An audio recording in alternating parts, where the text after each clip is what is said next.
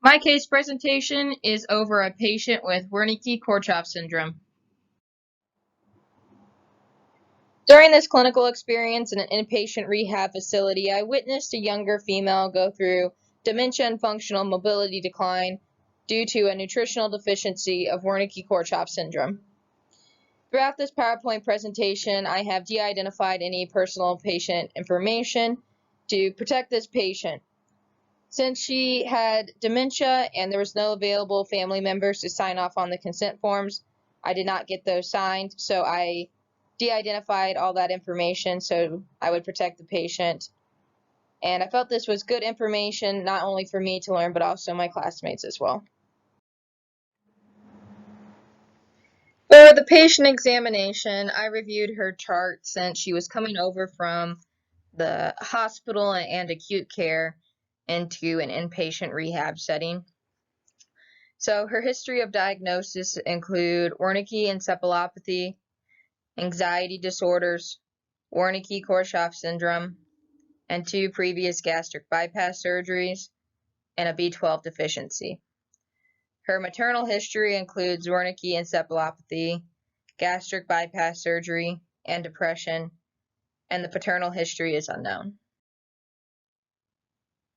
Continuing the patient history, I got a little bit more background from her on home environment and assistive equipment already owned. So the patient's goal is to return home. The assistive equipment owned prior is a wheelchair, rolling walker, and a single point cane. Assistive equipment needed on discharge is shower chair and bedside commode. Prior to entry into the ER, she was living with her boyfriend in a single-story house with 2 steps into the home. After discharge, patient will be in a wheelchair-accessible apartment with her mother to help. For work, she is unemployed, but she used to be working in human resources. And a history of the current condition. Patient was brought in by the boyfriend because of stumbling and slurring of speech that was concerning. Patient in ER was diagnosed with Wernicke-Korsakoff syndrome due to presentation. For the systems review, she was within normal limits for most things. She did have gross motor weakness in the lower extremities. She had cerebellar damage, which led to ataxia-type symptoms. She had altered sensory deficits in lower extremities, which presented with tingling and numbness in the calf and down into the feet. She had nausea and vomiting most days.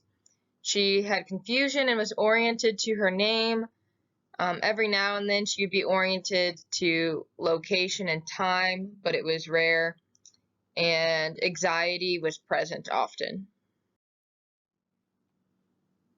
So for medications that she was taking B supplements daily to help with the Wernicke-Korsakoff syndrome. She took anti-nausea medications as needed. She took nutritional supplements like Ensure and Pedialyte, which were easier on the stomach because she had nausea and vomiting most days, so getting those nutrients in were important. And she took oral thiamine hydrochloride supplements. These are also to help with the Wernicke-Korsakoff syndrome, which I'll talk about later. But none of these really have terrible adverse effects with physical therapy. It can only help. So let's dive into the literature review. So one of the diagnoses she has is Wernicke's encephalopathy, and this is due to low B1 and thiamine levels in the brain. It could take only 2 to 3 weeks to reduce thiamine and B1 to critical levels to create this deficiency. Thiamine is involved in controlling the flow of electrolytes in and out of the muscle and nerve cells, so this explains some of the ataxic symptoms she's having and also the sensation of weakness in those lower extremities. Thiamine is also involved in digestion and metabolism of glucose and lipids. This is also important since she had the 2 previous gastric bypass surgeries, that if thiamine isn't being uptaken properly, it also decreases her digestion. And then acute flare-ups include increased inflammation around the brain tissue, and we'll talk more about that later. So I've been mainly talking about Wernicke's encephalopathy so far because it's the first phase, it's the more acute phase of the syndrome, but there's also the Korsakoff syndrome part of it. So the Korsakoff syndrome part is brain damage due to prolonged periods of low B1 and thymine levels in the brain. So this is starting to cause permanent lesions to develop, and typically it is irreversible. It can't be cured. They have marked global amnesia at this point. So Wernicke's encephalopathy is more the acute portion of this, and then the Korsakoff's the more permanent chronic part of this disease. With this disease, many areas of the brain are affected, but the one key area that helps diagnose Wernicke's encephalopathy is the mammillary bodies. The mammillary bodies will always be affected by this disease, even if the thalamus and hippocampus are also affected, but the mammillary bodies are always affected. So here's a diagram from a research article comparing a healthy individual to an individual with Wernicke-Korsakoff syndrome. So diagrams A and C are of the healthy individual, and diagram B and D are of the patient with Wernicke-Korsakoff syndrome. So how do we diagnose Wernicke's encephalopathy? The newest criteria that came out is called the Kaynes criteria. And with this criteria, you have to meet 2 of the following 4 signs to be clinically diagnosed.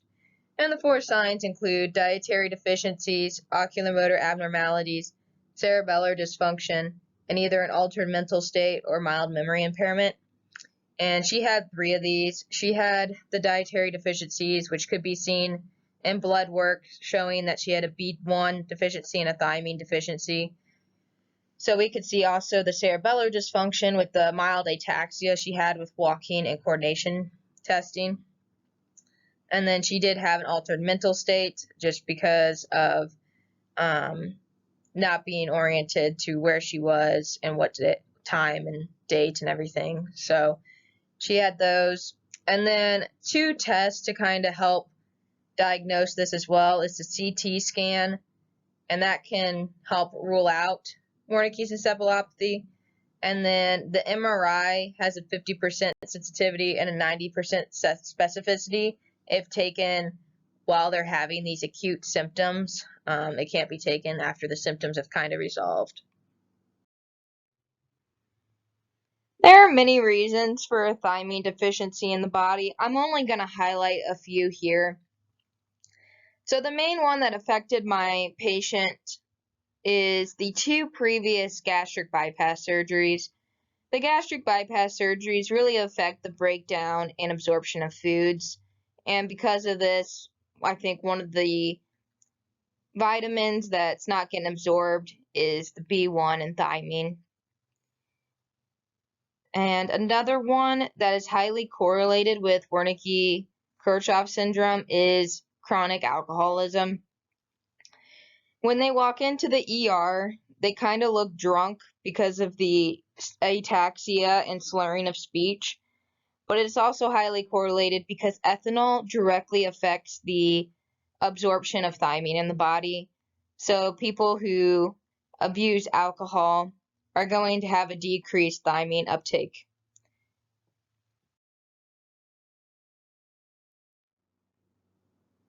There are some signs and symptoms to recognize with Wernicke-Korsakoff syndrome. I'm just going to talk about the ones that were pertinent to my patient specifically, though. So my patient had memory loss. She was oriented to name, but about 50% of the time she was oriented to location and time. She had altered sensation of tingling in the lower extremities that increased with activity. My patient also had altered sensation of weakness in the lower extremities. She felt that they could not hold her up, and she felt that walking on them would cause her to fall. She had a mild ataxic gait. She had hypotension, and she had some muscle weakness in the lower extremities as well. The prognosis for this disease is poor. 50% are predicted to die within 8 years of a Wernicke encephalopathy episode. Causes of death are serious bacterial infections and cancer. It's even indicated that only 20% of patients with Wernicke's encephalopathy are diagnosed before death. There are some differential diagnoses that could be causing the symptoms you're seeing besides Wernicke-Korsakoff syndrome, and those include multiple sclerosis, polyradiculoneuropathies, migraines, vertigo, stroke, or head traumas. The plan of care and interventions for this patient focused on functional goals. So when we were working with her, we tried to improve on gait training, wheelchair training, activity tolerance, sitting tolerance and balance, standing tolerance and dynamic balance, transfers, and lower extremity strengthening. Since we were in inpatient rehab, we also had occupational therapy, so they were also getting activity tolerance and transfer trainings as well as upper extremity strengthening during their stay there as well. So the functional status of this patient did change from admission to discharge. She was Min-Assist for most things at admission, and she became modified independent or supervision by discharge. Her lower extremity strength was weak in the beginning, and it didn't improve greatly in an inpatient hospital, which is to be expected since she was only there about 2 weeks. So on discharge, she was given more therapy and outpatient physical therapy. So we hope to see those things continue to grow. So at the inpatient clinic I was at, the functional scores they used were the GG code scores. It's just a way to classify basic functional movement and the level of assistance they need.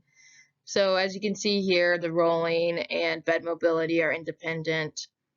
She did require some supervision with gait, but the dependent scores you see on here with the longer walking distances and steps is due to her not completing those activities. So if she was to complete them, it would be a dependent activity because she could not do it herself. The discharge status of this patient, she went home with a wheelchair due to instability of her legs and educated to practice walking with the rolling walker as much as possible to regain strength in the lower extremities for ADLs. Patient was also discharged with assistance from her mother, who decided to rent a wheelchair-accessible apartment to help with transfers and mobility.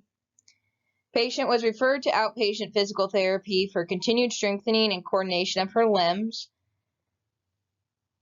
And then I do not know how this patient is progressing through her outpatient physical therapy, but I hope she is doing well. Patient and patient's mother completed family training with me, so at home the mother could safely and independently help the daughter as much as possible. The patient was educated and given a home exercise program to help with lower extremity strengthening while she was between inpatient rehab and her outpatient physical therapy appointments. My short-term goals for this patient was 3 days after admission. Patient will be able to perform bed mobility independently. Patient will be able to sit edge of bed for 15 minutes to eat a meal. Patient will be able to wheelchair 50 feet with modified independence for household mobility. Patient will be able to walk 10 feet with rolling walker and supervision to ambulate to the bathroom. And then for her long-term goals, which I made 3 weeks, patient will be able to walk 100 feet with rolling walker and supervision to ambulate around the household. Patient will be able to wheelchair with modified independence for 150 feet for community and household ambulation. Patient and family will demonstrate compliance and understanding of home exercise programs, transfers, and home safety.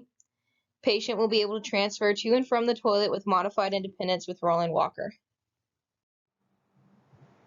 On this page, it just lists the diagnostic classifications for this patient. In conclusion, Wernicke-Korsakoff syndrome is due to a thiamine deficiency. This thiamine deficiency can occur for a variety of different reasons. And what we put into our body is extremely important to every system, but is especially important for the sensitive environment of the brain. I wish the very best to this patient, and I hope in the future we are better able to treat and recognize this deficiency before it becomes an irreversible condition.